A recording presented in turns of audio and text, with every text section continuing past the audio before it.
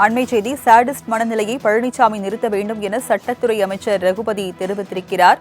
விவரங்களை செய்தியாளர் செலினா வழங்க கேட்கலாம். செலினா, அமைச்சர் ரகுபதி என்ன தெரிவித்திருக்கிறார்? விவரங்கள் என்ன?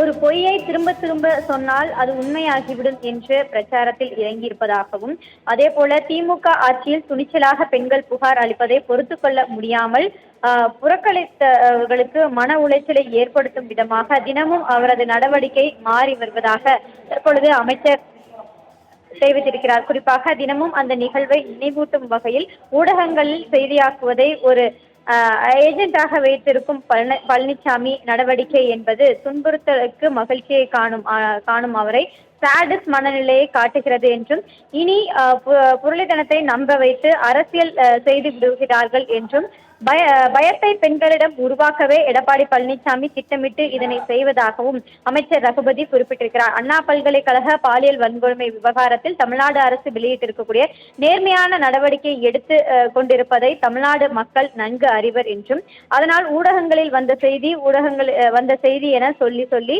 வதந்திகளை மட்டும் தானே எடப்பாடி பழனிசாமி பரப்பி வருவதாகவும், அரசிடம் நேர்மையும் உண்மையும் இருக்கும் காரணத்தால் தான் அதிமுக முன்வைக்கும் விமர்சனங்களுக்கு உடனுக்குடன் எங்கள் அமைச்சர்கள் எதிர்வினையை ஆற்றி வருவதாகவும், எடப்பாடி சொல்லும் அனைத்து குற்றச்சாட்டுகளுக்கும் வெளிப்படையாக பதில் அளிக்கப்பட்டு வருவதாகவும், காவல்துறையினர் எஃப்ஐஆர் காப்பியை வெளியிட்டது என்று அபாண்டமான பொய்யை பாஜக பரப்பியதாகவும், சென்னை மாநகர காவல் ஆணையர் எஃப்ஐஆரை காவல்துறை வெளியிடவில்லை என்றும், ஒன்றிய அரசு ஐபிசியிலிருந்து பிஎன்எஸ்க்கு மாற்றம் செய்ததால் தான் ஏற்பட்ட தொழில்நுட்ப பிரச்சனையால் தான் எஃப்ஐஆர் வெளியானது என்று விளக்கம் அளித்திருக்கக்கூடிய நிலையிலும் அதனை ஏற்காமல் தொடர்ந்து பொய்யை பரப்பி வருவதாகவும், தற்போது எஃப்ஐஆர் கசிந்த விவகாரத்தில் ஏற்பட்ட தொழில்நுட்ப கோளாறு காரணம் என்று ஒன்றிய அரசின் தேசிய தகவல் மையமே தெரிவித்திருக்கக்கூடிய நிலையில் அதனை ஏற்றுக்கொள்ள மனமில்லாமல் தொடர்ச்சியாக குற்றச்சாட்டுகளை எடப்பாடி பழனிசாமி முன்வைத்து வருவதாகவும், குற்றவாளியான ஞானசேகரன் சார் என்று போனில் யாரிடம் பேசினான் என்று கேட்கிறார். அவன் அந்த மாணவியை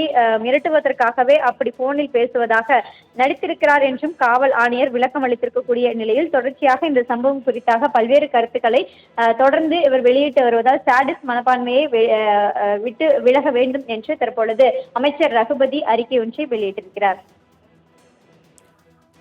விவரங்களை வழங்கியதற்கு நன்றி செலினா.